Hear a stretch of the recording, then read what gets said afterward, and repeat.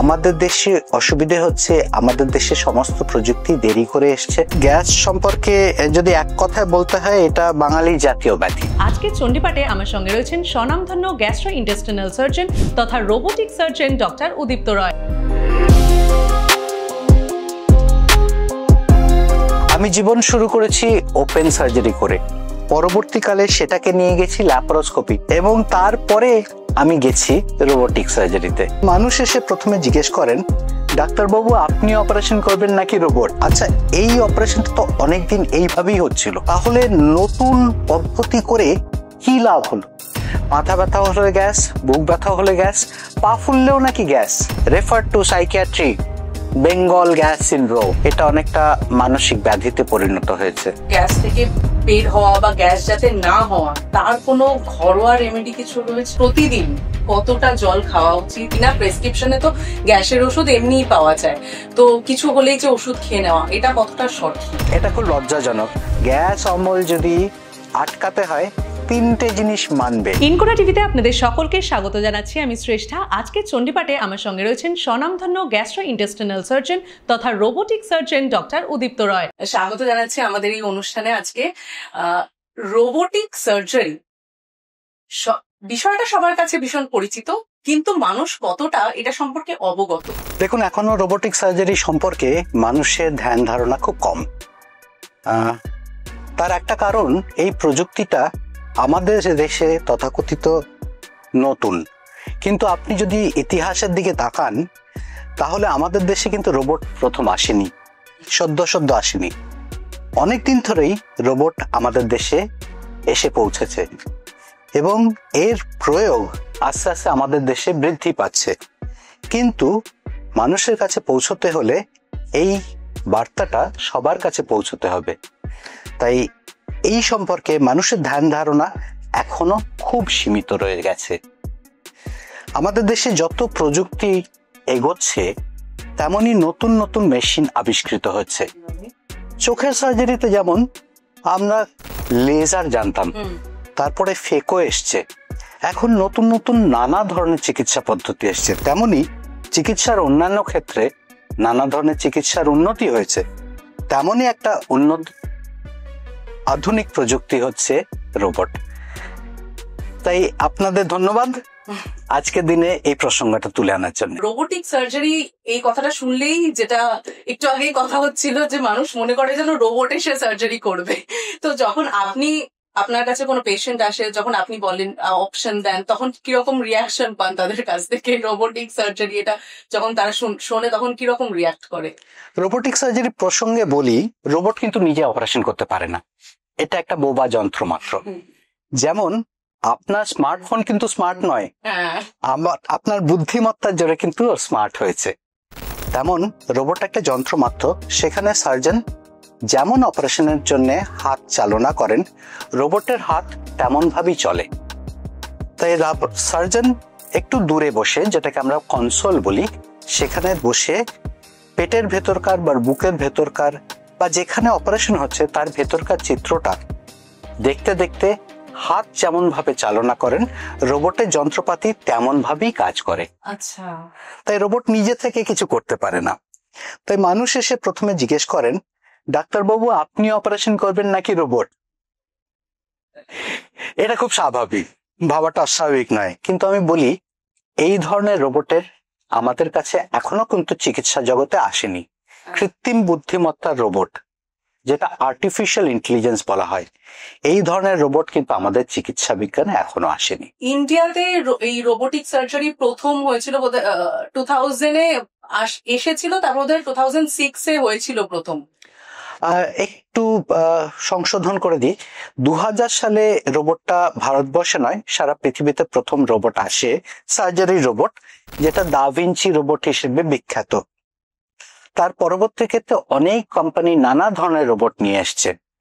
তা এই প্রধানত যদি আমরা দা ভিঞ্চি রোবটের সম্পর্কে বলি, সেটার ইতিহাস যদি দেখি, তাহলে 2000 সাল থেকে শুরু করে পরবর্তীকালে নানা ধরনের উন্নত প্রযুক্তির সাহায্যে নতুন নতুন সিস্টেম এসছে। মানে ধরুন, আমরা বলি সেটা ফার্স্ট জেনারেশন, সেকেন্ড জেনারেশন, এই ধরনের রোবটগুলো এগিয়েছে।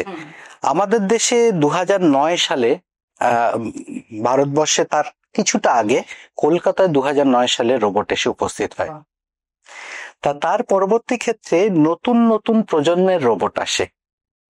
তাই পরবর্তীকালে যত আমরা এগিয়েছি, টেকনোলজি যেমন আমাদের বোবা ফোন থেকে স্মার্টফোনে নিয়ে গেছে, আমরা সাধারণ সিটি থেকে স্মার্ট সিটিতে গেছি, সাধারণ গাড়ি থেকে স্মার্ট কারে গেছি, তেমন রোবটেরও নানা প্রযুক্তির মধ্যে দিয়ে এখন নানা ধরনের উন্নততম রোবট চলে এসছে, যেটা দিয়ে অনেক বড় বড় অপারেশন খুব সহজে, নিপুণভাবে, সুচারুভাবে, রক্তপাতহীন, ব্যথাহীন ভাবে করা যায়। তাও মানুষের ভয় একটা রয়েছে এই সার্জারি নিয়ে। তবে আমি জানতে চাইবো যে কোন মানে সুবিধাটা বেশি কার হয়, ডক্টরের নাকি পেশেন্টের এই রোবোটিক সার্জারির ক্ষেত্রে? এক কথায় যদি বলেন, সবচেয়ে বড় সুবিধা রোগীর। কারণ ভাবুন, এমন একটা অপারেশন হচ্ছে যেটা অন্যভাবে করলে অনেক বেশি ব্যথা হতো, হয়তো 2 দিন আপনি নড়াচড়াই করতে পারতেন না, 2 দিন হয়তো 3 দিন হয়তো আইসিইউতে কেটে যেত। সেখানে ব্যথাহীন প্রযুক্তির জন্য তার পরের দিন হয়তো বসে বসে আপনি খবরের কাগজ পড়বেন, সন্ধ্যাবেলা হাসপাতালের জানলা খুলে ভাববেন যে বাইরে যদি বৃষ্টিতে ভেজা যেত কেমন হতো। বা দারুণ। কিন্তু আচ্ছা, যখন আপনারা মানে পড়াশোনা করেছিলেন তখন কি রোবোটিক সার্জারি এই বিষয়টা কি পড়াশোনার মধ্যে ছিল? দেখুন, আপনি যেটা বলছেন প্রায় প্রাগৈতিহাসিক সময়ের কথা বলছেন, আজ থেকে 30-35 বছর আগে। হ্যাঁ, মানে সেইটা তো তখন ছিল না, তো সেইখানে দাঁড়িয়ে এই সময়টার সঙ্গে বা এই টেকনোলজিটার সঙ্গে নিজেকে কোপ আপ করাটা, সেইটার মানে আপনার এক্সপিরিয়েন্সটা জানতে চাই। হ্যাঁ, সেটা আপনি যদি বলেন ইভলিউশন, যে ধারণা ছিল যে পৃথিবী মাঝখানে বসে আছে, সূর্য তার চারিধারে ঘুরছে, সেটা তো পাল্টে গেছে। সায়েন্স দেখিয়েছে না, ঠিক উল্টোটাই সত্য। তেমনি এই নতুন নতুন প্রযুক্তির সাহায্যে এগিয়ে যাওয়াটাই জীবনের সত্য। তাই সেরম ভাবে দেখতে গেলে আমি সেই সত্যটাকে বরণ করেছি। কষ্ট হয়েছে, নিজেকে আপডেট করতে পরিশ্রম করতে হবে, নইলে কিছুই পাওয়া যাবে না। একদম একদম। তাই শিখতে হয়েছে। কোনো বাধা, এরকম কিছু ডিফিকাল্টিজ প্রথম প্রথম যখন শিখছেন তখন এরকম কিছু মনে হচ্ছে যে এইটা মনে হচ্ছে আমি নিজে করলে অনেক বেশি ভালো হতো, এই টেকনোলজিটার থেকে বেটার? অজস্র, আপনি যদি বলেন সেই হিসেবে অজস্র। প্রথম কথা, আমরা যদি 4টে ভাবি, মানে আমার কটা হার্ডেল ছিল, তাই বড় বড় 4টে হার্ডেল পেরোতে হয়েছে। প্রথম হার্ডেল ছিল, এই জন্য বললেন, মানুষের মধ্যে ধারণা, সেটাকে ভাঙা। তা লোকে এসে জিজ্ঞেস করে, ডাক্তারবাবু আপনি করবেন নাকি রোবট করবে? আপনি থাকবেন নাকি অন্য কোথাও বসে কফি খাবেন? এতখানি খরচা কি করে, সেটা একটা বড় প্রশ্ন। আচ্ছা ডাক্তারবাবু, আমরা ইন্স্যুরেন্স পাবো তো? সেটাও একটা প্রশ্ন। তো এই অজস্র প্রশ্নের মধ্যে দিয়ে গেছি পেশেন্টের দিক থেকে।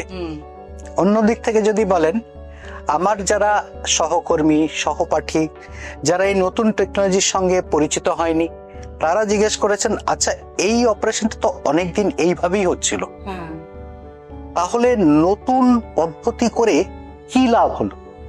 এটা ডেটা কোথায়, এটা স্টাডিজ কোথায়? আমাদের দেশে অসুবিধে হচ্ছে, আমাদের দেশে সমস্ত প্রযুক্তি দেরি করে এসছে, তাই জন্য আমাদের দেশে তেমন কাজ অনেক দেরি করে শুরু হয়েছে। কিন্তু পৃথিবীতে নয়, সারা পৃথিবী জুড়ে এখন অনেক অনেক লিটারেচার আছে, অনেক অনেক স্টাডি আছে। কারণ স্টাডি ছাড়া কখনো বিজ্ঞান কিছুতে প্রতিষ্ঠা করা যায় না। 3 নম্বর জিনিস যেটা আমি বলবো, সেটা হচ্ছে ইন্স্যুরেন্স।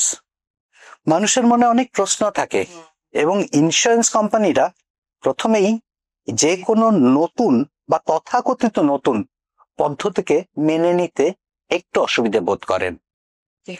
তাই এই পদ্ধতিটা যখন প্রচলন হয়েই গেছে, যেমন লেজারের ক্ষেত্রেও হয়েছে, মানে এখন লেজার খালি চোখে নয়, নানা অপারেশনে ব্যবহার হতে হয়, সেই পদ্ধতিটাও কিন্তু এই সমস্যার মধ্যে দিয়ে গেছে। ইন্স্যুরেন্স কোম্পানি তাকে মেনে নিতে সময় নিয়েছে, এবং তারপরে সরকারের তরফ থেকে যখন এটা নিয়ে পরিষ্কার বিজ্ঞপ্তি জারি করা হয়েছে যে এই নতুন নতুন পদ্ধতি গ্রাহকদের কাছে পৌঁছে দিতে হবে, তখন সবকিছু আস্তে আস্তে মেনে নেওয়া শুরু হয়েছে। এবং চতুর্থ হার্ডল আমি নিজে, আমি বলি কেন, তার কারণ হচ্ছে আপনি যেমন বললেন, আমরা একটা পদ্ধতির মধ্যে দিয়ে শিক্ষা পদ্ধতির মধ্যে এসেছি।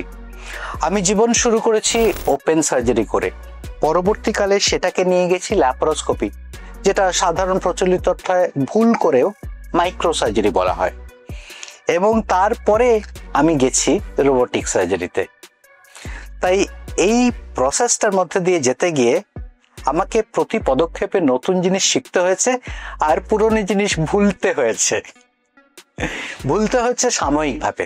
কেমন ধরুন, আমি যখন ওপেন সার্জারি করেছি সেইখানে হাত পা চলতো এরকম ভাবে, যখন ল্যাপারোস্কোপি করলাম তেমন হাত চলে এরকম ভাবে, আর যখন রোবটে ফিরলাম হাত বসে থাকে, খালি আঙুল নড়ে। তাই প্রতিটা ক্ষেত্রে আমায় নতুন নতুন চ্যালেঞ্জ ফেস করতে হয়েছে। খুব সুন্দর একটা কথা রবীন্দ্রনাথ বলে গেছেন, পশ্চাৎ সম্মুখে ঠেলিছে মরে পশ্চাতের আমি। ঠিক আছে, তাই নিজের পিছনটাই মানে আমার অতীতটাই আমাকে সামনে নিয়ে গেছে। এই রোবোটিক সার্জারি এটা সব থেকে বেশি কোন ধরনের সার্জারির ক্ষেত্রে ব্যবহার করেন আপনারা? প্রথমেই বলতে হবে যে মিনিমাল অ্যাক্সেস সার্জারি, যেটা ল্যাপারোস্কোপি ছিল, এতদিন আমরা সেই নামেই জানতাম, যেটা আমি বললাম অনেকেই ভুল করে মাইক্রো সার্জারি বলে থাকেন। সেই অপারেশনগুলো সেই প্রযুক্তিটা যেখানে ব্যবহৃত হতো, এখন রোবোটিক সার্জারি প্রধানত সেইখানেই ব্যবহৃত হয়, যেমন পেটের ভেতরকার বা বুকের ভেতরকার, এবং পরবর্তীকালে অনেক অন্যান্য ধরনের রোবট এসছে। খালি যে পেটের বা বুকের অপারেশন নয়, অনেক সময় ধরুন ভেতর দিয়ে মানে আমাদের এন্ডোস্কোপের মাধ্যমে ভেতর দিয়ে করা পায়ুপথের অপারেশন, ভেতর দিয়ে অপারেশন, এবং শুধু তাই নয়, গলার থাইরয়েড অপারেশন, মুখের মধ্যে দিয়ে থাইরয়েড অপারেশন, এই ধরনের অপারেশনের নানা ধরনের পদ্ধতি এসছে রোবটের সাহায্যে। তাই এখনকার দিনে যদি বলা হয় অর্থোপেডিক্স রোবট, শুনে থাকবেন যে নি রিপ্লেসমেন্ট, রোবোটিক নি সার্জারি, তাই সেখানেও এসছে স্পাইন সার্জারির রোবট, নিউরো সার্জারির রোবট। এখন নানা জায়গায় এই প্রযুক্তি ছড়িয়ে পড়েছে, নানা ধরনের অপারেশন, সেটা গাইনোকোলজি হোক, এমনকি বাইপাস অপারেশন, হার্টের সার্জারি, সেখানে রোবটের প্রয়োগ এখন সুবিদিত। আচ্ছা, এই যে নি রিপ্লেসমেন্ট অনেক ক্ষেত্রে দেখেছি যে মানে ওই অপারেশনটার পর আরো বেশি করে রোগী ভুগছে বিভিন্ন রকম ভাবে। এই জিনিসটা কিন্তু অনেকবার অনেক জায়গায় দেখা গেছে, মানে সেটা মানে বিভিন্ন জায়গায় বলে যে হয়তো দরকার পড়েই না নি রিপ্লেসমেন্টের, কিন্তু মানুষজন করে ফেলে। এটা কি মানে সঠিক? না, এটা যদিও আমার বিষয় নয়, তবু আমি একটা জিনিস বলতে পারি, সেটা হচ্ছে যন্ত্র যে চালনা করবে, যন্ত্রের উপরই নির্ভর করছে তার কি ভরণ, সমস্ত কিছু, তার রেজাল্ট কি হবে, তার ফলাফল কি হবে, নির্ভর করছে কিন্তু যন্ত্রের উপর। এই যে গ্যাসের সমস্যা মানুষের, এখন তো প্রতিটা মানুষের মানে সে বয়সও মানে না, ছোট বড় সবারই রয়েছে। আর সব থেকে বড় বিষয় হচ্ছে যে কোনো কিছুই, মাথা ব্যথা হোক, বুকে ব্যথা হোক, যা কিছুই হোক, বলে দেওয়া হয় যে গ্যাস হয়েছে, এটা ঠিক গ্যাস হয়েছে, আর সেটা বলে দিয়ে এটা কি সবকটাই কি গ্যাস? মানে সবসময় কি ব্যাপারটা মানুষজন গ্যাস হয়েছে এটাই বলে যায়? সবসময় কি ব্যাপারটা গ্যাসই? একদমই নয়। প্রথম কথা বলি, গ্যাস সম্পর্কে যদি এক কথায় বলতে হয়, এটা বাঙালির জাতীয় ব্যাধি, তাই বাঙালি এটাকে আপন করে নিয়েছে। নানা ধরনের সমস্যাই সবকিছু গ্যাসের ঘাড়ে চালিয়ে দেওয়া হবে। মাথা ব্যথা হলে গ্যাস, বুক ব্যথা হলে গ্যাস, পা ফুললেও নাকি গ্যাস। তা এত যদি গ্যাস শরীরে তৈরি হয়, তাহলে একটা বেলুনের মধ্যে পুড়লে তো মানুষ উড়ে চলে যাবে আকাশে। তাই এগুলো কোনোটাই গ্যাস নয়। যেটা সাধারণত অম্বল, গ্যাস, পেট আইঢাই ব্যথা হিসেবে, অল্প স্বল্প ব্যথা হিসেবে যেটা মানুষ গ্যাস বলেন, বা মুখে টক জল উঠে আসা, এগুলো কিন্তু রোগ নয়, রোগের উপসর্গ। আচ্ছা, ভাবুন, এই জিনিসগুলো কিন্তু কোনোটাই রোগ নয়। যেমন ধরুন আপনার জ্বর এলো, যত নানা কারণে হতে পারে, যেমন ভাইরাল ফিভারে হচ্ছে, তেমন টিবিতেও হচ্ছে, তেমন ম্যালেরিয়াও হচ্ছে। এখন আপনি কি প্যারাসিটামল খেয়ে ম্যালেরিয়া থেকে মুক্তি পাবেন? না, কখনোই টিবি কি সারবে? না। তাই একই ব্যাপার, জ্বরটা হচ্ছে কিন্তু একটা উপসর্গ, তেমনি গ্যাস অম্বল উপসর্গ মাত্র, এটা কোনো রোগ, এটা কিন্তু রোগ নয়। আচ্ছা, মানুষজন যে গ্যাস হলেই একটা থাকে যে ভীষণভাবে ওষুধ খেয়ে নেওয়া, বিভিন্ন ওষুধ রয়েছে আর বিনা প্রেসক্রিপশনে তো গ্যাসের ওষুধ এমনিই পাওয়া যায়, তো কিছু হলেই যে ওষুধ খেয়ে নেওয়া, এটা কতটা সঠিক? দেখুন, একদিন দুদিন হবে আপনি অনেকখানি বিয়ে বাড়িতে গিয়ে খাওয়া দাওয়া করেছেন, তা সর্ষে দেওয়া মাছের ভাপা খেয়েছে, ইলিশ মাছের ঢেকুর উঠছে, একটু টক জল উঠে এলো, এটা তো স্বাভাবিক। খুব তৈলাক্ত মাংস আহার করেছেন, একটু তো অসুবিধা হচ্ছে, এটাও স্বাভাবিক। কিন্তু এটা যদি প্রতিদিনের জীবনে হতে থাকে তাহলে গুরুত্ব দিতে হবে, কারণ এটা উপসর্গ আপনাকে সমস্যা করছে, ঠিক আছে? সেক্ষেত্রে কিন্তু ডাক্তারের শরণাপন্ন হতে হবে, কারণ নানা ধরনের সমস্যা এটাতে কিন্তু একই উপসর্গ হতে পারে। যেমন গলব্লাডার সমস্যা সাধারণ, প্রায় ঘরে ঘরে সমস্যা হয়ে গেছে, তেমন পেপটিক আলসার, যেটাকে মানুষ গ্যাস্ট্রাইটিস বলে, সেরকম সমস্যা, বা রিফ্লাক্স, গ্যাস্ট্রোএসোফেজিয়াল রিফ্লাক্স ডিজিজ, প্যানক্রিয়াসে নানা ধরনের জটিল সমস্যা, এগুলো কিন্তু সবই গ্যাস তার উপসর্গ। তাই দিনের পর দিন যদি হতে থাকে তাহলে সেটা ফেলে রাখা যাবে না। যেমন ধরুন, আপনার দিনের পর দিন জ্বর হলে কি প্যারাসিটামল নির্ভর করে আপনি চালাবেন? তাহলে দিনের পর দিন যদি গ্যাস হয় তাহলে কেন গ্যাসের ওষুধ রেখে চালাবেন? সেটা তো ঠিক। আর অনেক সময় এটাও দেখা যায় যে কোথাও রিচ খাবার খেতে হবে, তার আগেই ওষুধটা খেয়ে নেওয়া হয়, না আজকে এই রিচ খাবার খাওয়া দাওয়া রয়েছে তো আগে থেকেই ওষুধটা আর কি খেয়ে নেয় অনেকে। হ্যাঁ, খান। আসলে মানুষের মনের মধ্যে যদি ঢুকে যায় যে এটা একটা ব্যাধি এবং একটা ওষুধ খেয়ে এটাকে কন্ট্রোলে রাখা যাবে, তাহলে ওরকম খাবেন। কিন্তু আপনি জানলে আশ্চর্য হবেন, বিস্মিত হবেন এবং একটু লজ্জিত হবেন। দক্ষিণ ভারতে একটা বিখ্যাত হাসপাতালে কথা বলি, সেখানে বাঙালি লোকেরা যারা গিয়ে বলেন আমার গ্যাস হয়েছে, ওনারা লিখে দেন refer to psychiatry, Bengal gas syndrome. সত্যি এরকম লিখে দেয়?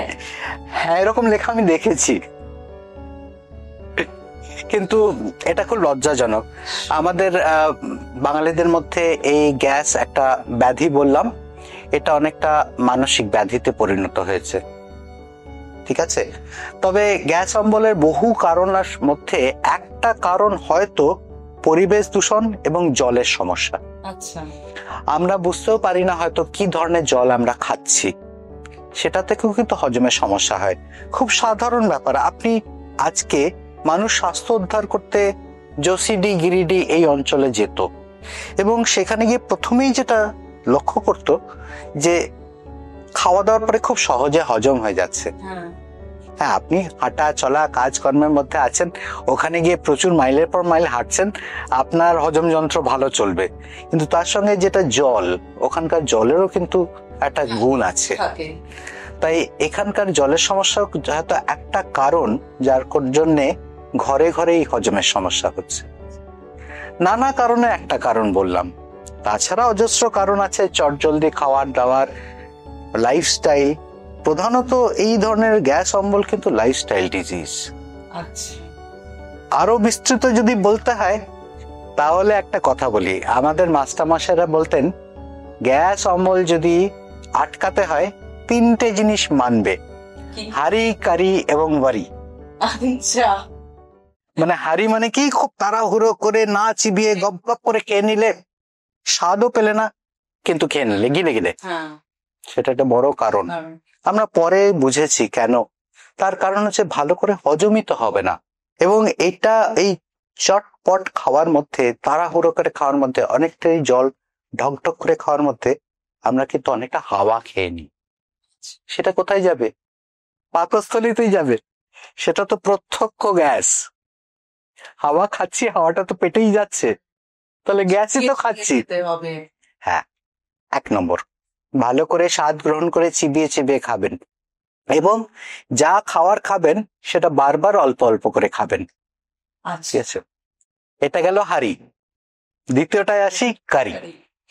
প্রচুর বেশি তেল ঠেল, অনেক বড় রিচ খাবার, এটা প্রতিদিনের খাওয়া দাওয়ার মধ্যে অনেকেই খাচ্ছেন না, কিন্তু বাইরে বেরিয়ে যেই কর্মক্ষেত্রে যাচ্ছেন, পেস্ট্রি প্যাটিস খাচ্ছেন না?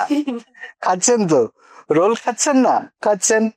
প্রতিদিন আমি জানি একজন মানুষের সকালবেলা জিমে যেতেন, আমার কাছে এসে বলছিলেন, ডাক্তারবাবু আমি অনেকদিন ধরে জিমে যাচ্ছি কিন্তু আমার ওজন কিছুতে কমছে না। আমি অনেক ভালো করে জানলাম কি খান সবকিছু জেনে বলছি যে জিম থেকে আগে পরে কি খান। উনি বললেন যে জিমে তো খালি পেটে যাই, জিম করার আগে ইনস্ট্রাক্টর বলে দিয়েছেন, তারপরে বেরিয়ে একটা রোল খাই আর একটা কোক খাই। মানেটা কি? তাই যতখানি খরচা হলো তার ডবল উপার্জন হয়ে গেল। একদমই তাই। কিছু মানুষ আছে কিন্তু জিম করে খাওয়ার জন্য। ঠিক, তাই জন্যই তো বলি যে আমরা ভুলে গেছি যে উই ইট টু লিভ। আমরা মনে করি উই লিভ টু ইট। তাই দ্বিতীয় কারণটা বললাম কারি। তৃতীয় কারণটা কিন্তু খুব গুরুত্বপূর্ণ, ওয়ারি। আজকালকার দিনে স্ট্রেস টেনশন, স্ট্রেস টেনশন যদি থাকে, এটা প্রমাণিত যে এইগুলো থেকেই গ্যাস্ট্রাইটিস হতে পারে, পেপটিক আলসার হতে পারে, এবং তার সঙ্গে মাদকাসক্তি, নানা ধরনের মাদক দ্রব্যের ব্যবহার। যারা ধূমপায়ী তাদের ক্ষেত্রে আলসার সারতে চায় না। যারা প্রতিদিনের জীবনে মদ্যপান, ধূমপান, অন্যান্য নেশাগ্রস্তর মধ্যে পড়ে যান, নেশার হাতে পড়ে যান, তাদের ক্ষেত্রে পেটের সমস্যা চলতে থাকে। তাই তিনটে যদি মেনে চলেন তাহলে হারি হারি বাড়ি। আচ্ছা, আমাদের সাধারণ মানুষের জীবনে জল একটা অত্যন্ত গুরুত্বপূর্ণ বিষয়, যেটা আপনি বললেন যে গ্যাসের সঙ্গে জলেরও একটা কানেকশন রয়েছে। কিরকম জল খাচ্ছি, কোথায় খাচ্ছি, জলের জন্য গ্যাস হয়। মানুষের জীবনে প্রতিদিন কতটা জল খাওয়া উচিত, কিভাবে খাওয়া উচিত, এইটা একটুখানি জানতে চাই। যদি কোনো মানুষের কিডনি বা হার্টের কোনো সমস্যার জন্য জল ডাক্তারবাবুরা না বারণ করে থাকেন, তাহলে একটা ফর্মুলা বলি, প্রতি 20 কেজি ওজনের জন্য 1 লিটার জল। তাই আপনার যদি 60 কেজি ওজন হয় তাহলে 3 লিটার জল আপনি খাবেন। গরমকালে একটু বাড়াতে হবে, যদি এক্সারসাইজ বেশি করেন অথবা জ্বর হয়, যেক্ষেত্রে শরীরের টেম্পারেচার বেড়ে যাচ্ছে, অনেকখানি লস হবে ঘামের মধ্যে দিয়ে, তাহলে কিন্তু একটু বাড়াতে হবে। কিন্তু যদি এক কথা একটা ফর্মুলা বলি, তাহলে 20 কেজি ওজনের জন্য 1 লিটার জল। আচ্ছা, অনেকেই বলে যে খাওয়ার পরেই একদম জল খাওয়া উচিত নয়, সেটা ভীষণ ভাবে মারাত্মক। হ্যাঁ ঠিক। দ্বিতীয় কথায় আসি, কেমন ভাবে খাবেন। তাই জল খাওয়ার সবচেয়ে সহজ উপায় বা সবচেয়ে প্রথাগত উপায়, সেটা হচ্ছে গ্লাস থেকে জল খাওয়া। কিন্তু আমাদের ব্যস্ততার জীবনে আমরা বোতল থেকে জল খাই, যেটা খেলে কিন্তু অনেকখানি হাওয়া আমরা একসঙ্গে খেয়ে নিচ্ছি। তাই যদি জল গ্লাস থেকে চুমুক দিয়ে খেয়ে নেওয়া যায়, তাহলে তার থেকে ভালো পদ্ধতি কিছু হয় না। আর খাওয়ার আগে আর খাওয়ার পরে যদি জলের প্রশ্ন হয়, তাহলে খাওয়ার আগে জল খাওয়াটা ভালো, এবং খাওয়া দাওয়ার আধ ঘন্টার মধ্যে জল না খেয়ে তারপরে জল খেলে যে খাওয়া দাওয়ার সঙ্গে এনজাইমস গুলো, অর্থাৎ উৎসেচক গুলো শরীরের মধ্যে, পাকস্থলীর মধ্যে বা ক্ষুদ্রান্তের মধ্যে নির্গত হচ্ছে, সেইগুলো ডাইলিউট হয়ে যায় না। তাই হজমে ভালো হয় যদি আপনি খাওয়া দাওয়ার পরেই জল না খান, কিছুক্ষণ গ্যাপ দিয়ে খান, তাহলে কিন্তু আপনার হজম ভালো হবে। আচ্ছা, এই যে বললেন যে গ্লাসে জল খেলে হাওয়াটা কম ঢোকে আর বোতলে খেলে বেশি হয়, মানে এটার কি কারণ কোথাও দিয়ে আমরা চুমুক দিয়ে খাওয়া আর হা করে খাওয়া এটার মধ্যে? হ্যাঁ, অনেকটাই তাই। আপনি ঢক ঢক করে জল খাচ্ছেন, যখন জলটা গিলছেন, তখন দেখবেন যদি উঁচু করে গেলেন তাহলে অনেকটা হাওয়া ঢুকছে। যদি মুখ নাবিয়ে চুমুক দিয়ে খান, তাহলে জলের পরিমাণটা বেশি, হাওয়ার পরিমাণ কম। আচ্ছা আচ্ছা আচ্ছা, বাহ, এটাও একটা অত্যন্ত গুরুত্বপূর্ণ বিষয়। আর সব থেকে ক্যালকুলেশনটা ভালো লাগলো, প্রতি 20 কেজি 1 লিটার করে জল, বা এই ক্যালকুলেশনটা ভালো। এটাও যদি মেনে চলা যায় তাহলে অনেক রকম সমস্যা থেকে দূরে থাকা যাবে। যারা জল খান না তারা দয়া করে জল খান। আচ্ছা, এই যে ফ্যাটি লিভার যাদের আছে, তারা মোটামুটি গ্যাসের সমস্যায় একদম জর্জরিত, তাদের কিরকম কি লাইফস্টাইল হওয়া দরকার? দেখুন, ফ্যাটি লিভার তো মানুষ জানতে পারে একমাত্র আলট্রাসোনোগ্রাফি করলে। তাই না? পেটে ব্যথাটা তো হয়েছে, একটা ফ্যাটি লিভার ধরা পড়লো। তা আমরা যদি একটু গভীরে যাই, দেখবো ফ্যাটি লিভারের নানা কারণের মধ্যে একটা কারণ হচ্ছে অনেকক্ষণ না খেয়ে থাকা, আচ্ছা, বড় বড় ইন্টারভেল পড়ে যাওয়া। কি সমস্যা হয় আপনি ভাবুন, লিভার খুব গুরুত্বপূর্ণ একটা প্রত্যঙ্গ মানুষের শরীরে। সে জানতে পারবে যে আপনি অনেকক্ষণ খেতে দেবে না, তাই কিন্তু তাকে তো কাজ চালাতে হবে, তাই সে জমিয়ে রাখবে। বলেই তো তার ফ্যাট বাড়বে। তাই ফ্যাটি লিভার ঝরানোর একটা বড় উপায় হচ্ছে বারবার অল্প অল্প করে খাওয়া। আবার ফিরলাম একই জায়গায়।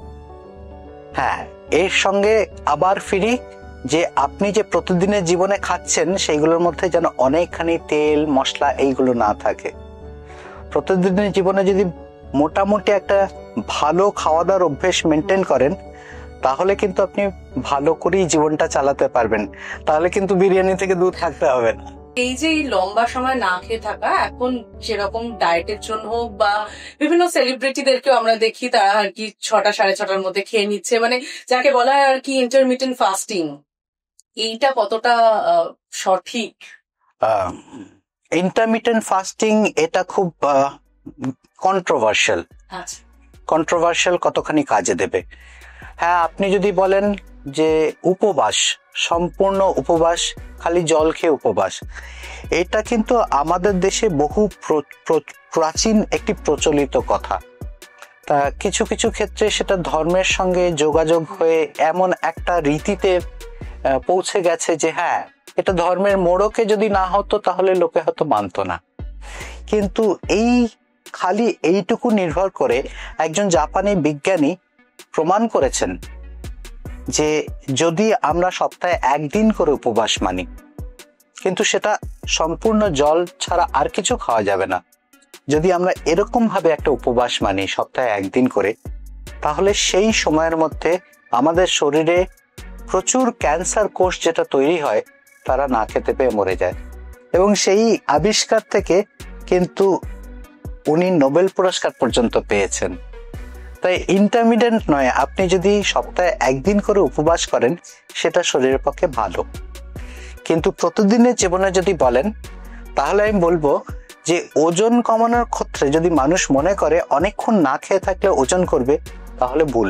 যখন আপনার শরীরে যখন এই খাদ্যগুলো পৌঁছবে, তখন শরীর বলবে আমি সব কিছু নিয়ে জমিয়ে রাখবো, কারণ আমায় তো খেতে দেবে না, তাই আমি জমিয়ে রাখবো। তাই ফাস্টিং যদি করেন তাহলে কোনোদিন আপনি লক্ষ্যে পৌঁছতে পারবেন, ওজন দিক থেকে কোনোদিন পারবেন না। ধরুন আপনি আকাশে পৌঁছতে চাইছেন, জানলা খুলে আকাশটা দেখতে পেলেন অনেকগুলো তারা, আপনি যদি জানলার বাইরে ঝাঁপ দেন তাহলে কি তারায় পৌঁছবেন? তেমনি অনেকেই আছেন সারা জীবন ওজনের পেছনে দৌড়ে যাচ্ছেন, ভাবছেন না খেয়ে থাকলে ওজন কমবে, বলছেন আমি তো কিছুই খাই না, হাওয়া খেলেও ওজন বাড়ে। কিন্তু সেটা সঠিক পদ্ধতি নয়। তাহলে কি করতে হবে?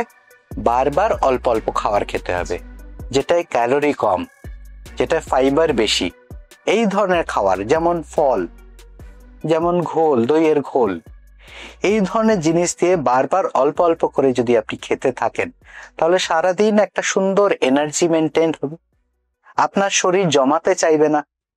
তখন দেখবেন আপনি যদি তার সঙ্গে কার্বোহাইড্রেট কমাতে পারেন, তাহলে ওজন কমতে শুরু করবে। আর এই যে 6:30 বা 6টা বা 7টার মধ্যে ডিনার কমপ্লিট করে ফেলা, এইটা কতটা সঠিক? যারা এরকম করছেন তাদের বলি, তারা কিন্তু সাফার করছেন, ডিনারের পরে সাফার, ঠিক আছে? তাই এটা যদি আপনি বিদেশি, মানে যারা আজকে বিলেতের অনেক খাদ্যাভ্যাসের মধ্যে আর্লি ডিনার, কিন্তু তারপরে এটা সাফারের ব্যাপার ছিল, তাই তাড়াতাড়ি শেষ করা ভালো, কিন্তু তারপরে অল্প একটু সাফারের প্রভিশন রাখতে হবে। রাতের খাওয়াটা একদম হালকা হলেই সবচেয়ে ভালো। নিশ্চয়ই একটা প্রবাদ শুনেছেন যে eat your breakfast like a king, eat your lunch like a prince, and take your dinner like a pauper. তবে যাদের আর কি দীর্ঘদিনের এই গ্যাস্ট্রিক আলসার রয়েছে, এইটা কি কখনো কিওর হয়? এটার মানে এর কতটা ক্ষতিকারক এটা? দেখুন, সবচেয়ে বড় যেটা বললেন, হ্যাঁ এটা কিওর করা যায়, খালি ওষুধপত্রের সাহায্যে নয়। আপনাকে যে বললাম যে অনেকখানি জীবনধারার পরিবর্তন, লাইফস্টাইল চেঞ্জেস। তাই বুঝতে হবে যে কেন গ্যাস্ট্রিক আলসার কিছুতে যাচ্ছে না। কিছু কিছু মেডিকেল ডিজিজ আছে যার জন্য গ্যাস্ট্রিক আলসার থেকে যেতে পারে। এখনকার দিনে কিছু আবিষ্কার হয়েছে যে কিছু কিছু জীবাণু আছে যেটার জন্য আলসার ফিরে আসে। তাই সবকিছুই যে খালি ওই অ্যান্টাসিড জাতীয় ওষুধ খেয়ে যে সারবে তার কোনো মানে নেই। এরকম ধরনের কিছু ইনফেকশনের চিকিৎসা করতে হতে পারে। তেমনি শরীরে কিছু হরমোন থাকে যেটার জন্য আলসার হওয়ার প্রবণতা বেশি হয়। আপনার খাদ্যাভ্যাসের মধ্যে আপনি স্মোকিং হ্যাবিট, এইসব ব্যাপারগুলো, যেমন টেনশনের কথা বললাম, এইগুলো যদি আপনি কন্ট্রোল না করতে পারেন আলসার ফিরে ফিরে আসবে, তাই গ্যাস্ট্রাইটিস ফিরে আসে। আর দ্বিতীয় প্রশ্ন যেটা আপনি করেছেন সেটা কতখানি সমস্যার। হ্যাঁ, আলসারের যাবতীয় কমপ্লিকেশন, যেমন হঠাৎ করে আলসার ফেটে গেল, এই ধরনের এমার্জেন্সি সিচুয়েশন, এটা যেমন হয়, তেমন দীর্ঘদিন যদি আলসার ফেলে রাখেন কেউ, সেখান থেকে ক্যান্সারও হয়। এটা কিন্তু প্রমাণিত যে আলসার ক্যান্সার কথাটা বলা হয়। গ্যাস্ট্রিক আলসার বিশেষ করে ক্যান্সারের খুব কাছাকাছি জিনিস। তাই যদি অনেক দিন গ্যাস্ট্রিক আলসার বা স্টমাকের আলসার থাকে, সেটা থেকে ক্যান্সারের পরিবর্তন কিন্তু মেডিকেল সায়েন্সে প্রতিষ্ঠিত সত্য। এটা কি সম্পূর্ণভাবে লাইফস্টাইল চেঞ্জ করে এই বিষয়টাকে কিওর করাটা বেশি দরকার? হ্যাঁ, লাইফস্টাইল চেঞ্জও করতে হবে, সঙ্গে সঙ্গে ডাক্তারের দেখাতে হবে। অনেকদিন গ্যাস অম্বল ফেলে রাখা যাবে না, ডাক্তারের কাছে যেতে হবে এবং তিনি পরীক্ষা নিরীক্ষা করে বার করবেন কেন এটা হচ্ছে। খালি একটা প্রচলিত ওষুধ নয়, কেন এটা হচ্ছে, এই কারণটায় না পৌঁছতে পারলে কিন্তু গ্যাসের চিকিৎসা হবে না। যেমন আমি বলেছি, জ্বরের চিকিৎসা কিন্তু প্যারাসিটামল নয়। উপসর্গটা কমবে, কিন্তু যতক্ষণ না কারণে পৌঁছবেন ততক্ষণ পর্যন্ত আপনি সুস্থ হবেন না। গ্যাস থেকে বের হওয়ার একটা, যদি জিজ্ঞেস করি যে এরকম গ্যাস থেকে বের হওয়া বা গ্যাস যাতে না হওয়া, তার কোনো ঘরোয়া রেমেডি কিছু রয়েছে? নিশ্চয়ই। আপনি হাতের কাছে সহজ পাচ্য খাবার রাখুন, মুড়ি চিড়ের মতো সাধারণ খাবার।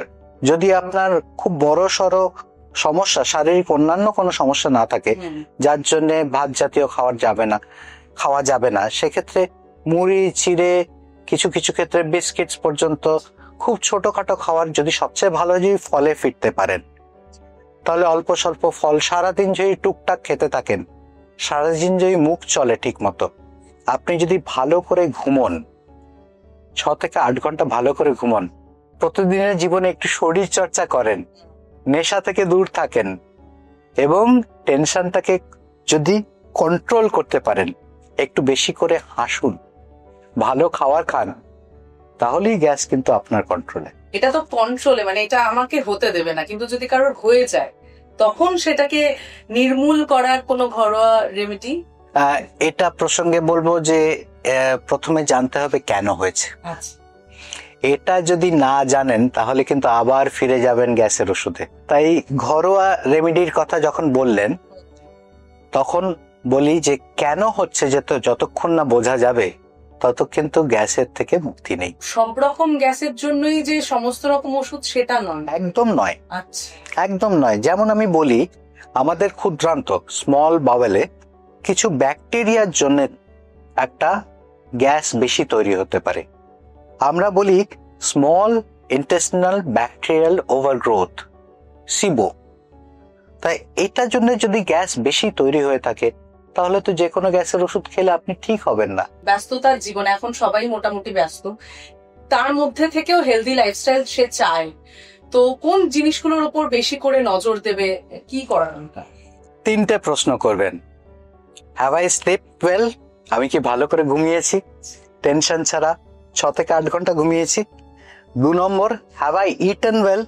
আমি কি ভালো করে খাওয়া দাওয়া করেছি সারাদিন?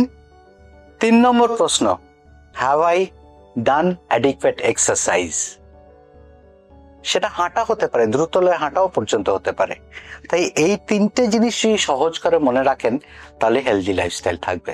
এখনকার জীবনে ব্যস্ততা এতটা থাকে যে সব সময় মানে ঠিক মতো খাওয়া, ঘুম, এক্সারসাইজটা নয় সে করে নিল, কিন্তু খাওয়া ঘুমটার দিক দিয়ে অনেকটা মানুষ সেটাকে খুব নেগলেক্ট করে। সেই দিক থেকে হ্যাঁ, সেটা বলছেন।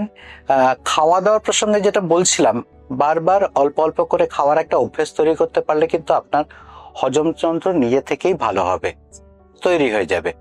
আর 2 নম্বর জিনিসটা হচ্ছে আপনি যেটা বললেন যে ঘুম, যদি ততখানি ঘুম একটা অভ্যেসের বিষয়।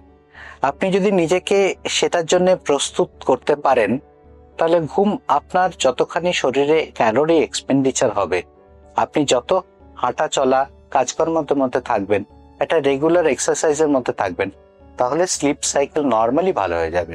5টা প্রশ্ন করব, ঠিক না ভুল সেটা বলতে হবে। ওকে, খালি পেটে দুধ চা? না, কফি বা চা সবচেয়ে ভালো হয় যদি দুধ ছাড়াই খাওয়া যায়। আচ্ছা, অন্য কোনো অ্যাডিটিভ ছাড়াই খেলে সবচেয়ে ভালো। সেটা খালি পেটেও যদি চা? অসুবিধে নেই, অতিরিক্ত ঠান্ডা অতিরিক্ত গরম কোনোটাই খালি পেটে ভালো নয়, তাই সইয়ে সইয়ে খাবেন, অতিরিক্ত গরম খাবেন না। রিচ খাবারের পর হজমের জন্য কোন সোডা জাতীয় ড্রিঙ্কস আর কোল্ড ড্রিঙ্কস? আপনাকে বলি, যে সোডাটা খাচ্ছেন সেটা পেটে গিয়ে অনেকখানি গ্যাস তৈরি হচ্ছে। বুদবুদ তো বাইরেই দেখতে পাচ্ছেন, তাহলে ভেতরে গিয়ে তো বুদবুদই বেরোবে, তাহলে কি আশা করেন? আচ্ছা, ক্রিস্টাল বা পাথর পরে শরীর ঠিক করা? এটা তো খুব অদ্ভুত ব্যাপার হয়ে গেল, এটা আমার সিলেবাসের বাইরে। একেবারেই জানি, কিন্তু বহু মানুষ আছে যারা শরীর ঠিক করার জন্য বলে, কোন অ্যাস্ট্রোলজার বললো যে শরীর ঠিক করা, আপনার শরীরটা ভালো হয়ে যাবে, এই পাথরটা পড়ুন, এটা বিশ্বাস করে তারা পরে। হতে পারে। ওকে, আচ্ছা, টক জাতীয় খাবার গ্যাসের রোগীদের জন্য নয়, এটা ঠিক না ভুল?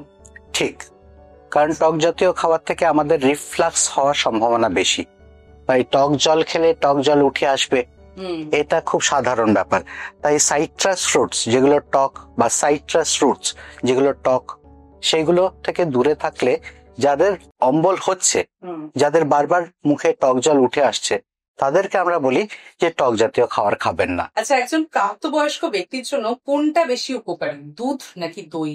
দইয়ের কোনো জবাব নেই, তার কারণ হচ্ছে দই হচ্ছে ব্যাকটেরিয়ার আগে থেকেই ডাইজেস্ট করা দুধ, তাই দুধ কিন্তু ব্যাকটেরিয়ার প্রভাবে দই হচ্ছে, তাই অর্ধেক আগে থেকেই ডাইজেশন হয়ে যাচ্ছে।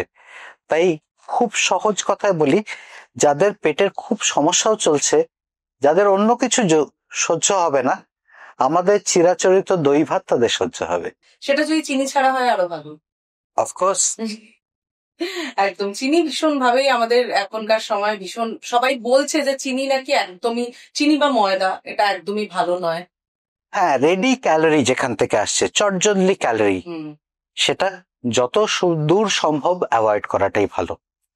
যেমন চিনি খাচ্ছেন, একসঙ্গে গ্লুকোজটা অনেকখানি বেড়ে যাচ্ছে, আমরা বলি high GI index, glycaemic index. যে জিনিসগুলো খেলে হঠাৎ করে সুগার বেড়ে যায়, সেই জিনিসগুলো অ্যাভয়েড করাটাই ভালো। তাই চিনির থেকে যদি আপনি বলেন গুড় ভালো কিনা, হ্যাঁ ভালো, সুগারের রোগীদের জন্য বলছি না, সাধারণ মানুষের জন্য। তাতে কি সুগার বাড়বে না? বাড়বে, কিন্তু সেই সুগারটা ঝট করে বাড়বে না, আস্তে আস্তে অনেকক্ষণ ধরে বাড়বে।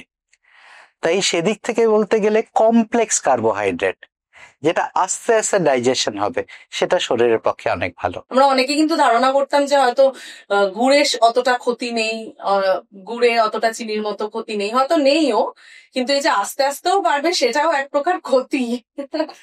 ওকে, তো আমার কাছে তো আর কি রাইট আর রং এর এটা ছিল, কিন্তু যদি আপনার কোনো পার্সোনাল টিপস দেওয়া থাকে যে এটা করা উচিত নয়, এটা করা উচিত, কি থাকবে সেটা? প্রত্যেকের যদি ব্যবহারিক জীবনে একটা খাওয়া দাওয়ার ভালো অভ্যেস তৈরি করেন, তাহলে বাড়ির সবাই উপকৃত হবে। গ্যাস কথাটা কিন্তু বাচ্চারা জানে না। আপনি যদি ফিরে তাকান, আপনার ছোটবেলায় গ্যাস হয়েছে বলে মনে পড়ে না, যা খেতেন তাই হজম হয়ে যেত। তাই গ্যাস কথাটা বাচ্চাদের মস্তিষ্কে না ঢোকানোই ভালো। তাই বাচ্চাদের মধ্যে যে সমস্যাটা হচ্ছে এখনকার দিনে, তারাও শুনছে গ্যাস, তাই এসে বলছে ডাক্তারবাবু আমারও গ্যাস হচ্ছে। খুদে ক্লাস 3-তে পড়ে, তার আবার গ্যাস কি? কিন্তু সে তাই বলছে এই কথাটা যে আমার গ্যাস। হ্যাঁ, তারা শুনেছে যে বাবা মা বলছেন গ্যাস হয়েছে, তাই তারা বুঝে যাচ্ছে কিছু একটা সমস্যা হচ্ছে, পেটে যাই সমস্যা হোক গ্যাস দিয়ে মনে সব চালিয়ে দেওয়া যাবে, তাই তারা এসে বলছে গ্যাস হয়েছে। তাই এই জিনিসটা থেকে ছোটদের দূরে রাখুন। আর যদি এটা বাড়িতে খাওয়া দাওয়ার অভ্যেস ভালো তৈরি করতে পারেন, বাড়ির সবাই উপকৃত হবে। তাই বারবার অল্প অল্প করে খাওয়ার সহজ সরল জিনিসগুলো বলি। যারা বাড়িতে আছেন তারা একটা বড় সড়ো রায়তা বানিয়ে রাখলেন, 2 চামচ নিলেন, একটু ভাজা মশলা ছড়িয়ে দিলেন, না আছে নুন, না আছে চিনি, কিন্তু আপনার খাওয়া দাওয়ার পক্ষে টেস্ট দিয়ে দেবে। আর যদি অল্প স্বল্প ফল না হোক, তার মধ্যে যদি কিছু একটা শসা, পেঁয়াজ, গাজরও দিয়ে দেন, তাহলে একটু ভেজিটেবল যোগ হয়ে গেল, তাহলে আরো টেস্টি হয়ে গেল। তাই 2 ঘন্টা পর পর একটু 1 কাপ যদি খেতে পারেন, তাহলে আপনার শরীর কেউ ঠিক ভুল করতে পারবে না, আপনার শরীরে কোনো সমস্যা হবে না। আচ্ছা, 2 নম্বর কথা হচ্ছে আপনি যে খাবেন সেটা কি ধরনের জিনিস খাচ্ছেন, এটা একটু বিচার করার জিনিস। আপনি যে খাচ্ছেন যদি দ্বিতীয়বার ভাবেন, আমি খাওয়ার আগেই একবার ভাববো, একটু পিছিয়ে গিয়ে ভাববো কি খাচ্ছি। যেমন আমরা বলি যে কোনো কথা বলার আগে যদি একটু থেমে যান, বিশেষ করে যাদের রাগ একটা রোগ, তাদের বলি যে 2 মিনিট দাঁড়িয়ে যান, একটা লম্বা নিঃশ্বাস নিন, ভাবুন একটু, তারপর কথাটা বলবেন, তাহলে তাদের অনেক সমস্যা কমে যায়। তেমনি খাওয়ার আগে একটু দাঁড়িয়ে যান, একটু ভাবুন কি খাচ্ছেন, তাহলে আপনি নিজে থেকেই বুঝতে পারবেন যে ভালো না খারাপ কি খাচ্ছেন, চয়েস আপনার।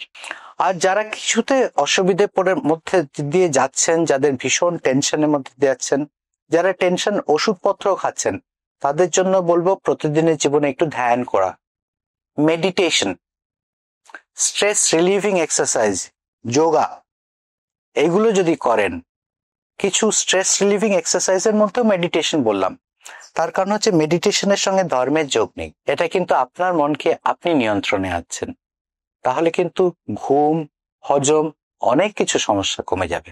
অত্যন্ত গুরুত্বপূর্ণ একটা বিষয়। আজকে দুটো বিষয় ছিল, একটা হচ্ছে রোবোটিক সার্জারি আর হচ্ছে গ্যাস। এই দুটো বিষয় আর কি, দুটো নিয়েই মানুষ ভীষণ ভীত। রোবোটিক সার্জারিটা সম্পর্কে অতটা অবগত নয়, তাই জন্য সেই জায়গাটাতে আপনাদের সকলকে আর কি আরেকটু বেশি করে ইনফরমেশন দিয়ে দেওয়া যে খুব একটা ভয়ের নয়, বরঞ্চ আপনাদের অনেক লাভই আছে। ব্যথা কম হবে, সেই কাটা জায়গাটাও বোধহয় অতটা থাকবে না, অল্প স্বল্প কাটা হয় এবং সেইগুলো ব্যথা হয় না, ভেতরে রক্তপাত হয় না, এই ছিদ্রগুলোর হার্নিয়ার ঝুঁকি নেই। তাই যদি তার পরের দিন কেউ বলেন যে আমি বাড়িতে খালি ফিরবো না, আমি জিমে যাব, আমরা বলি হ্যাঁ যান, কোনো অসুবিধা নেই। অসাধারণ, মানে প্রযুক্তি যত এগোচ্ছে আমাদের ভাবনা চিন্তাকেও কিন্তু এবার এগিয়ে নিয়ে যেতে হবে। আর যারা গ্যাসের রোগী তাদের জন্য এই পডকাস্টটা ভীষণ গুরুত্বপূর্ণ। সব গ্যাসের জন্য কিন্তু একটাই ওষুধ একেবারেই নয়। আর একটা হেলদি লাইফ লিড করার জন্য কি কি করতে হবে, দই খেতে হবে, এক্সারসাইজ করতে হবে, পর্যাপ্ত পরিমাণে ঘুমোতে হবে, আর কি খাবার খাচ্ছি সেটার দিকেও নজর দিতে হবে। এরকম হেলথ রিলেটেড আরও অনেক আপডেটসের জন্য চোখ রাখুন ইনকোরা টিভির পর্দায়।